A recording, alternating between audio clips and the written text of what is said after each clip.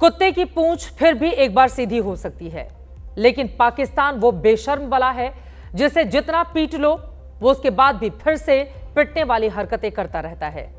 ऐसा मैं क्यों बोल रही हूं, तफसील से इसके बारे में दूंगी जानकारी।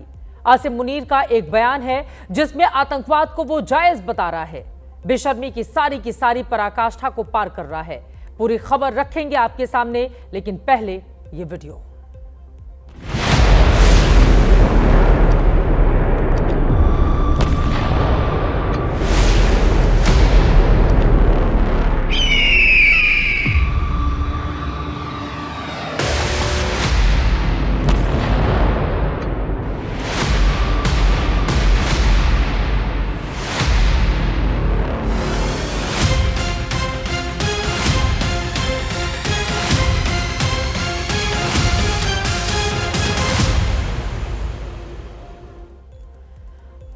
आपने 30 सेकंड में पूरी पिक्चर देख ली जो भारत ने 6 मई से 9 मई के बीच 3 किस्तों में बनाई थी। ऑपरेशन सिंदूर लॉन्च करके 28 हमले किए, पाकिस्तान में आतंकी अड्डों से लेकर उसके सैन्य ठिकाने तक मिट्टी में मिला दिए। 10 मई की सुबह तो पाकिस्तान रो रो कर जमीन पर लौटने तक लगा था कि सीज फायर कर लो। भारत मान भी गया और सीज फायर कर लिया गया, लेकिन जैसा कि लक्ष्य फिल्म में ओमपुरी ने ऋतिक रोशन से कहा था कि साहब लापरवाह मत हो जाना, पाकिस्तान पलट कर जरूर आता है। और देखिए 50 दिन भी नहीं हुए, बुरी तरह से पिटे हुए पाकिस्तान ने फिर से साजिशें शुरू कर दी हैं, साजिशों पर उतर आया है और इस बार साजिश की टाइमिंग अमरनाथ यात्रा से पहले की है। क्या है ये साजिश, पूरी खबर आपके सामने रखें उसके पहले कुछ सवाल हैं। क्या पाकिस्तान पहलगाम हमले से भी बड़े हमले पर आमादा है? क्या अमरनाथ यात्रा पर बहुत बड़े हमले की साजिश हो चुकी है? क्या आसिम मुनीर ने आतंकवादियों को फिर ग्रीन सिग्नल दे दिया है? क्या ऑपरेशन सिंदूर की डोज पाकिस्तान के लिए बहुत कम थी? क्या पाकिस्तान का परमानेंट इलाज पूर्ण युद्ध से ही होना तय है? यह सवाल इसलिए अहम है क्योंकि कल से पवित्र अमरनाथ यात्रा शुरू होने जा रही है और यात्रा से ठीक पहले पाकिस्तान के army chief field marshal general Asim Munir ने आतंकवादियों को फिर भड़काया, बरगलाया है। कुछ ऐसा कहा जिससे आतंकवादी अमरनाथ यात्रा के दौरान कोई बड़ी वारदात को अंजाम दें। कराची में पाकिस्तान नेवी की पासिंग आउट परेड के दौरान आसिम मुनीर ने क्या जहर उगला, उसका हर लाइन आपको गौर से सुनना चाहिए।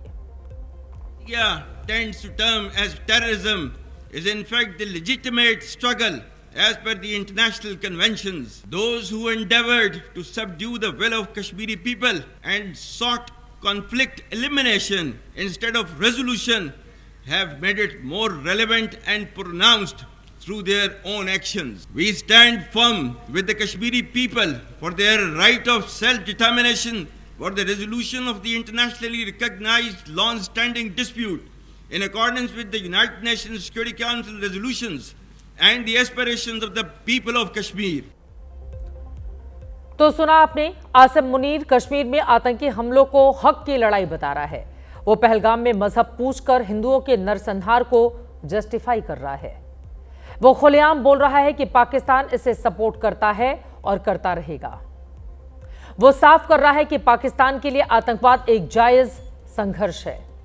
वो सीधे बोल रहा है कि कश्मीर में आतंक को पाकिस्तान समर्थन देता रहेगा।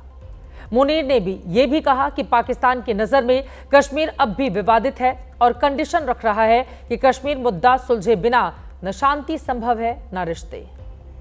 इसी में मुनीर का एक और बयान सुने जिसमें वो कश्मीर में आतंकी हमलों को, बेकसूरों की हत्याओं को अल्लाह की मर्जी से जोड़ता है।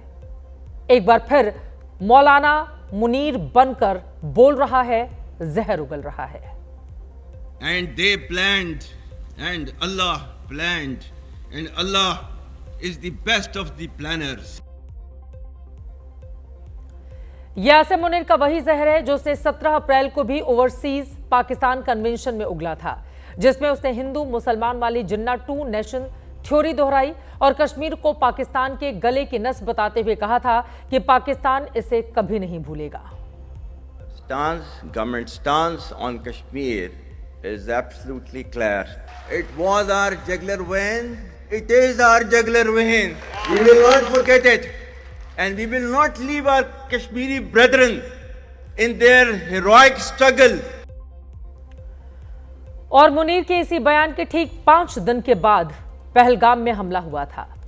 धर्म और पहचान पूछकर पाकिस्तान से घुसे आतंकवादियों ने 26 हिंदुओं को मौत के घाट उतार दिया, उन्हें मार दिया था। भारत साफ कर चुका है कि पहलगाम में 22 अप्रैल को जो आतंकी हमला हुआ उसके पीछे मुनीर का यही ग्रीन सिग्नल था। आसिम मुनीर के फिर से उसी तरह के बयान की टाइमिंग को गंभीरता से नोट किया गया है। इसे हल्के में इसलिए भी नहीं लिया जा सकता क्योंकि मुनीर ने इस बार आतंकी बोल अमरनाथ यात्रा के ठीक पहले बोले हैं। अमरनाथ यात्रा 3 जुलाई से 9 अगस्त तक चलेगी। इसके 2 रूट हैं। श्रद्धालु 48 किलोमीटर के पहलगाम रूट और 14 किलोमीटर के बालटाल रूट से पवित्र गुफा में पहुंचेंगे। 38 दिन की यात्रा में 3.5 लाख लोगों ने रजिस्ट्रेशन करवाया है। हर दिन 15,000 यात्री रूट पर रवाना होंगे। सरकार ने अमरनाथ यात्रा के पूरे रूट में सुरक्षा बलों के 50,000 से ज्यादा जवान तैनात किए हैं।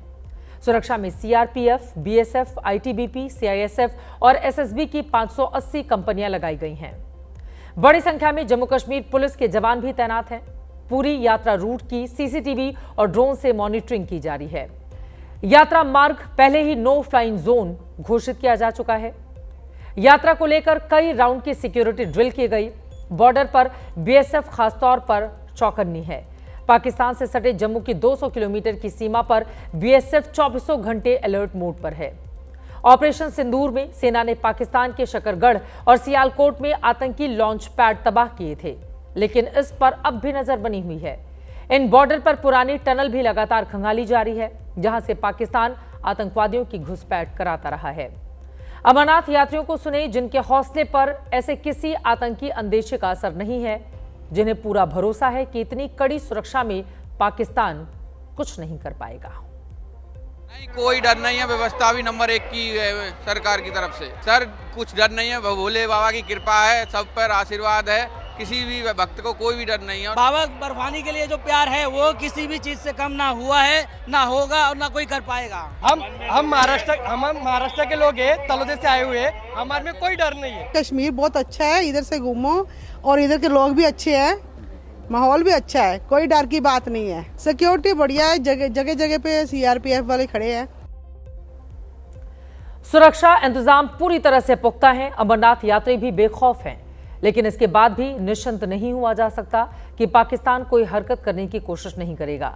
खासकर मौलाना मुनीर की तकरीर के बाद तो हरगिज से नहीं। अमरनाथ यात्रा पर पाकिस्तान का लंबे समय से हथकंडा रहा है कि पहले आतंकवादियों को घुसपैठ करा के यात्रा पर हमले करे, फिर दुनिया को दिखाकर शोर मचाए कि कश्मीर में कुछ नॉर्मल नहीं है। 30 साल में अमरनाथ यात्रा पर 36 आतंकी हमले हुए हैं, जिनमें 53 यात्रियों की जान गई, 167 लोग घायल हुए थे। 1994 में हरकत उल अंसार ने यात्रा में पहला अड़ंगा डाला था। इस आतंकी हमले में 2 तीर्थयात्री मारे गए। 1 अगस्त 2000 को सबसे बड़ा हमला हुआ। आतंकवादियों ने पहलगाम बेस कैंप में 30 यात्रियों की हत्या कर दी थी। 20 जुलाई 2001 को आतंकवादियों ने शेषनाग रूट पर हमला किया था। 13 यात्री मारे गए, 15 घायल हुए।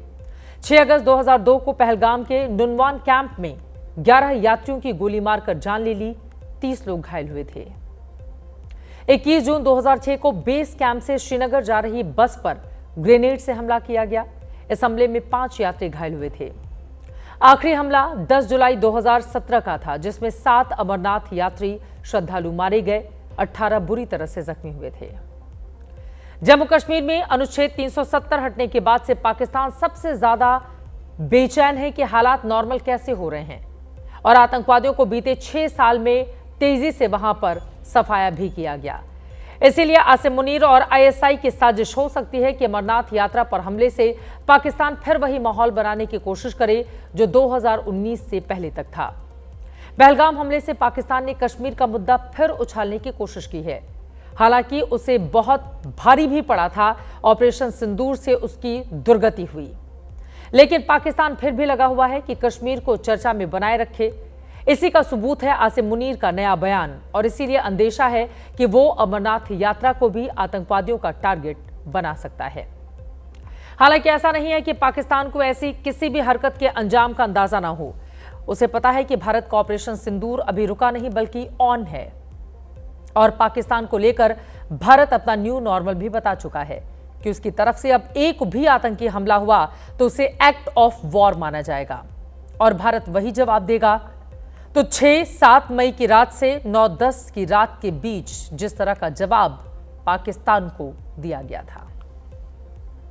ऑपरेशन सिंदूर आतंक के खिलाफ भारत की नीति है। ऑपरेशन सिंदूर ने आतंक के खिलाफ लड़ाई में एक नई लकीर खींच दी है, एक नया पैमाना, न्यू नॉर्मल तय कर दिया है। पहला, भारत पर आतंकी हमला हुआ तो मुंह तोड़ जवाब दिया जाएगा। हम अपने तरीके से, अपनी शर्तों पर जवाब देकर रहेंगे। अमरनाथ यात्रा में किसी भी तरह की आतंकी हरकत खलल डालने से पहले जाहिर है पाकिस्तान को यह चेतावनी प्रधानमंत्री की याद रहेगी और खासतौर से आसिम मुनीर को भी, क्योंकि ऑपरेशन सिंदूर अभी ऑन है और इसका अंजाम आसिम मुनीर खुद देख चुका है।